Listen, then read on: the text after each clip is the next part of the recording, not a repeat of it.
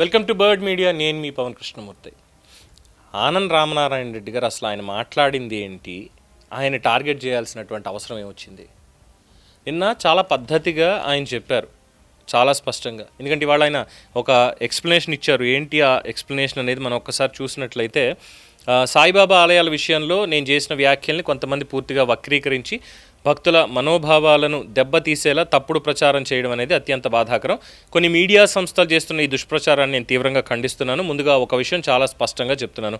నేను వ్యక్తిగతంగా సాయిబాబా భక్తుడిని. ప్రతిరోజు ఉదయం నా పూజా మందిరంలో శ్రీ షిరిడి సాయిబాబా స్వామివారిని భక్తి శ్రద్ధలతో పూజించి తర్వాతే నా దినచర్యను ప్రారంభిస్తా.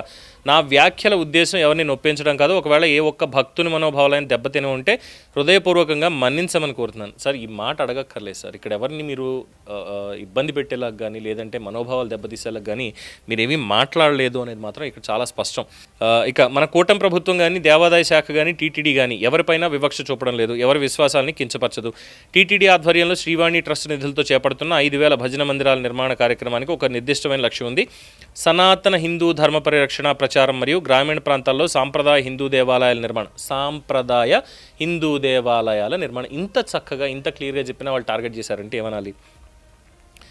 సాంప్రదాయ హిందూ దేవాలయ నిర్మాణమే ఈ కార్యక్రమం యొక్క ప్రధాన ఉద్దేశం. నిధుల విడుదల అనేది పూర్తిగా శ్రీవాణి ట్రస్ట్ నిబంధనలు, మార్గదర్శకాలు మరియు పరిపాలనా విధానాల ప్రకారమే జరుగుతుంది. సాయిబాబా ఆలయాలకి ఈ పథకం కింద నిధులు ఇవ్వకపోవడం అంటే సాయిబాబా స్వామివారిని లేదా ఆయన భక్తులను అవమానించడం కాదని మరోసారి స్పష్టం చేస్తున్నా. ఇది కేవలం ట్రస్ట్ నిబంధనలకు సంబంధించిన అంశం మాత్రమే తప్ప భక్తికి సంబంధించింది కాదు. మన సమాజంలో రాముడు, కృష్ణుడు, శివుడు, అమ్మవారితో పాటు సాయిబాబా పట్ల ప్రజలకున్న అపార విశ్వాసాన్ని మేము పూర్తిగా గౌరవిస్తాం.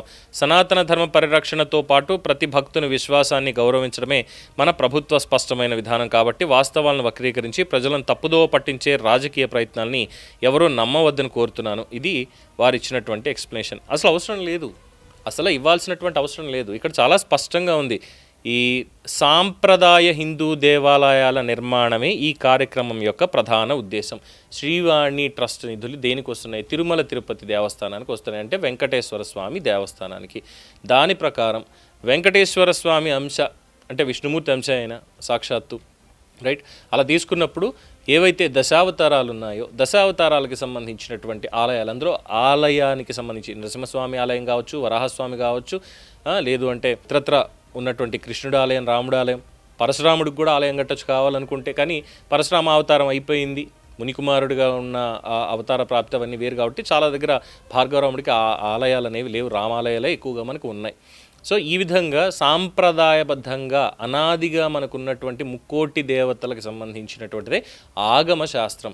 ఆ ఆగమ శాస్త్ర నిబంధనల ప్రకారమే శ్రీవాణి ట్రస్ట్ అయినా ఇంకొక ట్రస్ట్ అయినా ఏదైనా నడవాలి. కానీ ఈ షిరిడీ సంస్థాన్ అనేటువంటిది ఇండిపెండెంట్ ట్రస్ట్గా నడుస్తుంది. అది కూడా మనకి 19వ దశకం నుంచి నడుస్తుంది ముఖ్యంగా. అంతకుముందు లేదు, అంతకుముందేం లేదు. సో ఇక్కడ ఏ విధంగా ఆ ఆలయాల్ని దీంట్లోకి తీసుకురావాలి అంటే కొంతమంది మాట్లాడారు, ఎందుకు కట్టకూడదు, మేము కూడా హిందువులమే, మేము అందరినీ పూజిస్తాం, అలాగే సాయిని పూజిస్తాం, సాయిబాబా ఆలయం ఎందుకు కట్టకూడదు మాకు అంటూ మినిస్టర్ గారిని నిలదీశారు కొన్ని మీడియా సంస్థల్లో. దానికి ఆయన చెప్పినటువంటిది, ఇది ఎవరిని మనోభావాలు దెబ్బతీసేది కాదు, అది ఉన్నది దేవాదాయ ధర్మాదాయ శాఖ ఎండోమెంట్ పరిధిలో ఏ షిరిడీ సాయి ఆలయం కూడా లేదు అనేది వాస్తవం ఖచ్చితంగా. అలాగే షిరిడీ సంస్థానంలో ఉన్నటువంటిది కూడా అదేం ప్రభుత్వం అండర్లో పనిచేయట్లేదు, వాళ్ళు ఒక ట్రస్ట్ కింద పనిచేస్తున్నారు. సో ఇక్కడ ఈ ఆలయాలు నిర్మించడానికంటే డెఫినెట్లీ ప్రతి ఒక్కళ్ళు కూడా దాన్ని వ్యతిరేకిస్తారు. ఎండోమెంట్స్కి సంబంధించినటువంటి దాని వచ్చినప్పుడు ఆగమ శాస్త్రాలు అలాగే ట్రస్ట్ నిబంధనలు అన్నప్పుడు ఖచ్చితంగా సనాతన ధర్మానికి సంబంధించి, అలాని సాయిబాబాని అసలు ఎవరు ఏం చేయరు, అసలు ఉండడానికి వీల్లేదు, అది కూడా ఎవరు మాట్లాడాల. వ్యక్తిగత అభిప్రాయం, వ్యక్తిగత విశ్వాసం, దాన్ని ప్రతి ఒక్కళ్ళు గౌరవించి తీరాల్సిందే. నాకు సాయిబాబా ఇష్టం, గౌరవించండి. లేదా నాకు సాయిబాబా కాదు, నాకు రాముడు, కృష్ణుడు అంటే ఇష్టం, గౌరవించండి. ఇప్పుడు సమాజంలో వస్తున్నటువంటి ఒక మార్పు కూడా కనిపిస్తుంది. ఏంటంటే కొంతమంది సాయిబాబా పేరు చెప్పుకొని చేస్తున్నటువంటి తప్పుడు ప్రచారాలు, ఆదిశంకరుల్ని దూషించడం, ఇలాంటివి చేస్తూ సమాజంలో కాస్త రెచ్చగొట్టేటువంటి ఒక పరిస్థితి తీసుకొస్తున్నారు. ఇప్పుడు అలాంటి పరిస్థితుల్లోనే ఇప్పుడు మినిస్టర్ గారు కూడా అప్పటికీ చాలా స్పష్టంగా చెప్పినప్పటికీ పురాణ ఇతిహాసాలకు సంబంధించి ఉన్నటువంటి రిఫరెన్సెస్ కానీ మనకున్నటువంటి సాంప్రదాయాలు కానీ అని చెప్పి ముందే చెప్పారు. దాని ప్రకారమే 5,000 ఆలయాలు నిర్మించబడతాయి, భజన మందిరాలు నిర్మించబడతాయి అని స్పష్టం చేశారు. ఆయన చెప్పిన దాంట్లో ఎక్కడ పొరపాటు కానీ తప్పు కానీ లేదు. కానీ ఆయన టార్గెట్ చేసుకుంటూ వచ్చారు. ఏమనాలి వీళ్ళని? ఒక ఉన్మాద చర్య అనొచ్చు ఇలా టార్గెట్ చేయడాన్ని. షిరిడీ సంస్థానం వాళ్ళే ఇప్పుడు తిరుమల తిరుపతి దేవస్థానం ఉందండి, సింపుల్ ఎగ్జాంపుల్. తిరుమల తిరుపతి దేవస్థానం కామన్ గుడ్ ఫండ్ కింద జీర్ణోద్ధరణ కోసం అనేక ఆలయాలకి ఫండ్ అనేది ఇస్తోంది, ఒకటి. రెండోది, ప్రపంచవ్యాప్తంగా వెంకటేశ్వర స్వామి ఆలయాలు ఎక్కడ నిర్మించాలి అని దాతలు అనుకుంటే ఈ డోనర్ స్కీమ్ కింద తిరుమల తిరుపతి దేవస్థానం వాళ్ళే ఆ ఆలయ నిర్మాణానికి సంబంధించి సామాగ్రి ఇవన్నీ కూడా అందజేస్తున్నారు.